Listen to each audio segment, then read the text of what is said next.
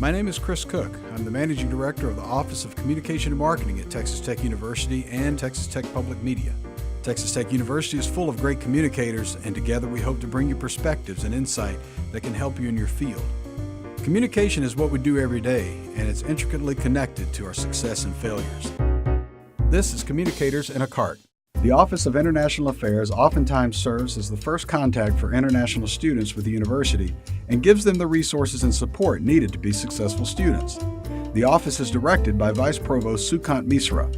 In addition to helping students succeed, they also sponsor programs and events that engage and enrich the cultural experiences of the community. Dr. Misra, Chris. how you doing? Great. How you doing? Doing good, thanks. Good to see you. I was just dropping by and see how things are going and see if you have time to grab coffee or tea or something and let's talk about international affairs. Let's do that. Okay, great.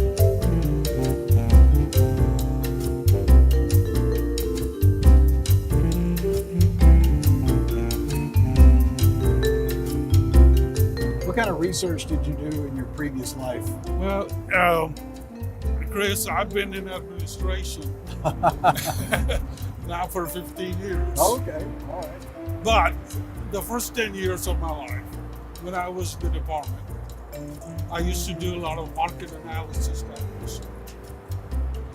Is your ag economics? Did Correct. I see that right? Correct. So at what point did you decide, when you were going through your studies even, did you think the ultimate goal is administration? Or did it just click one day? No, actually, it's an interesting story because when I was growing up back in India, my father, by the way, is an economist too, also in the area of agricultural economics. But when I was growing up, he was already into administration. Okay. So he was, You were exposed to it. from the very childhood, I saw him being in administration in a university environment. And for whatever reason, I thought that's the thing to do.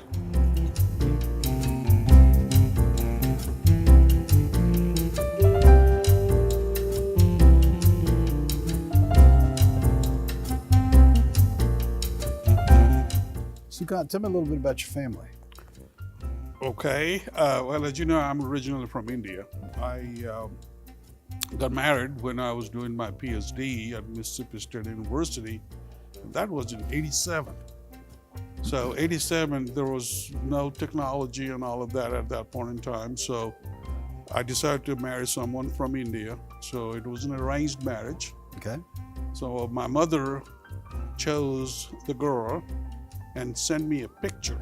So the photo never showed up, never came.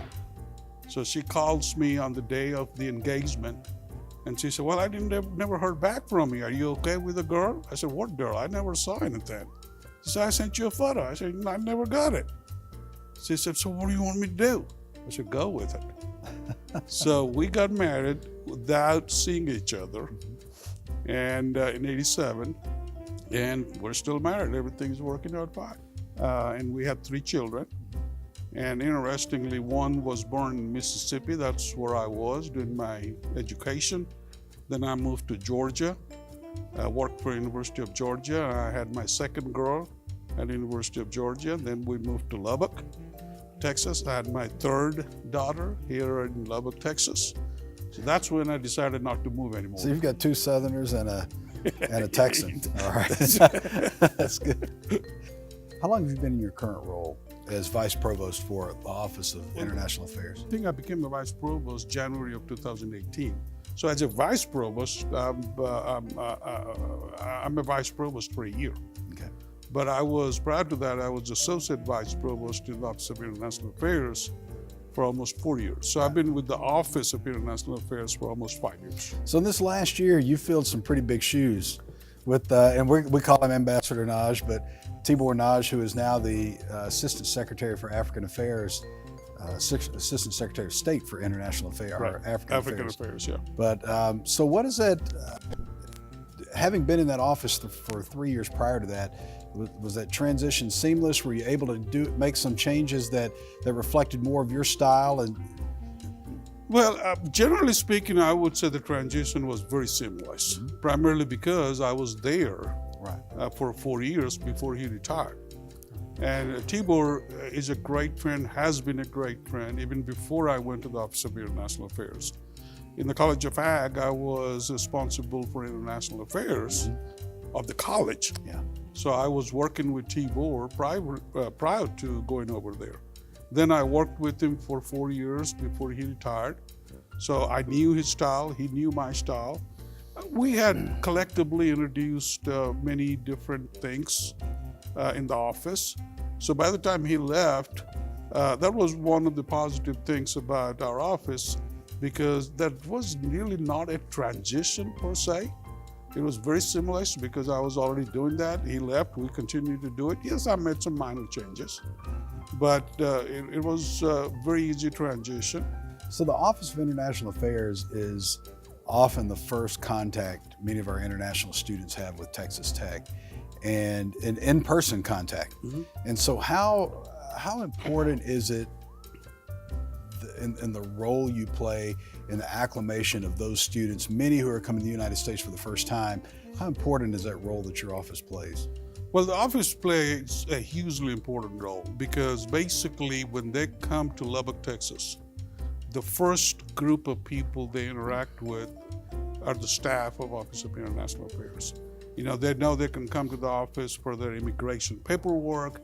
They come to the office for their orientation, and they very quickly realize that this is a home away from their own home. And they rely heavily on our staff members. So it is critically important that our staff connect with them at a very personal level very quickly, because that's how they feel comfortable in a foreign environment. You mentioned helping them with their immigration paperwork, for example. What other services are provided? Yeah, the immigration paperwork is an absolute necessity for them to be here. But the things that we actually help them in their well-being is to connect them with community members. So we have a unit called Student Life, International Student Life. So with the help of the staff of the International Student Life, we connect them with our Lubbock community members.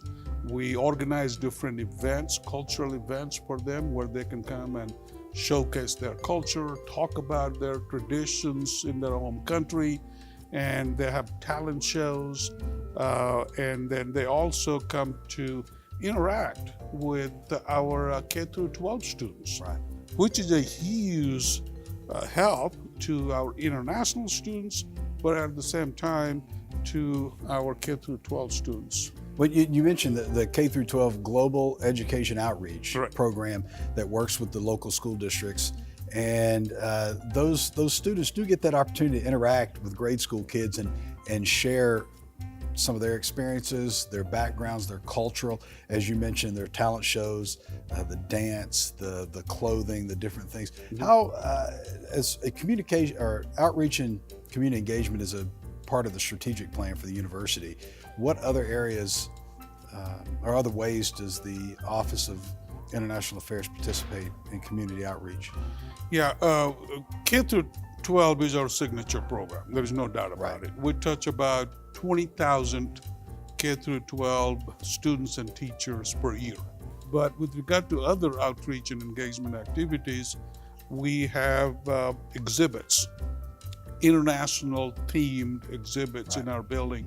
We do about 6 or 7 of those a year, where we take photos and art of local artists, Right. some of the international artists, and then exhibit them on our campus. Yeah. We get a lot of community members to come and participate in those exhibits and be part of the reception and all of that. Another thing that we do is we invite speakers, and primarily to talk about, again, internationally themed areas. So we invite anywhere between 12 to 15 speakers per year. And of course, another outreach engagement is just connecting our Texas Tech University students with international scholars, with international students. So we organize many events where our domestic kids get an opportunity to come and interact with our international scholars. Absolutely. Yeah. You mentioned your office being a facilitator And I think one of the biggest projects this university has taken on as far as international education is the recent opening of Texas Tech University, Costa Rica, which culminated a 4-year process of establishing that campus down there. Talk a little bit about the OIA role and then also what that campus means to the university's global footprint. Yeah. I think this is historic in nature. Right. 100 years down the road, people will be saying, in 2018, Texas Tech University opened its first international degree granting campus. Additionally, I think this has taken the university to the world map. Right. People all over the world right now know that Texas Tech University has an international campus in the academic community. So every time I go to conferences, international education type of conferences, people come to me and say, "How did you do that?" Right. That's amazing. Well, it's a unique model. The model is unique too. It's not just starting a campus. Sukant, I think we could go all day, but I appreciate your time. Oh, no problem. Thank you very you so much, much. Chris. It's been Really good. appreciate Thank it. you. Yeah.